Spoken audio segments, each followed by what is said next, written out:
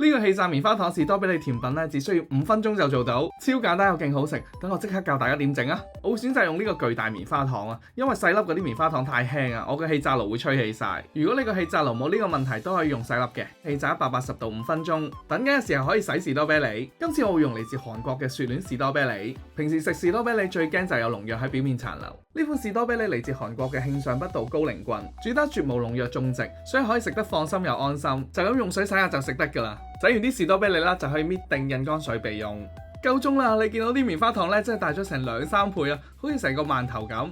跟住夾起佢啦，每個棉花糖上面放粒士多啤梨。咁呢個簡易嘅甜品咧就完成㗎啦。啲氣炸棉花糖變到外脆內軟，就咁吉起粒士多啤梨啦，去飲啲棉花糖嚟食啦。呢個組合真係好食到暈啊！其實本身呢隻雪戀咧已經好香甜多汁，再飲埋棉花糖啦，真係令佢香味再突出啲啊！同埋佢個口感咧真係好似雪咁柔軟啊，真係好好食，仲要係冇農藥啦，最加分。其實都喺各大超市就買到，加埋呢個氣炸棉花糖一齊食咧，真係停唔到嘅。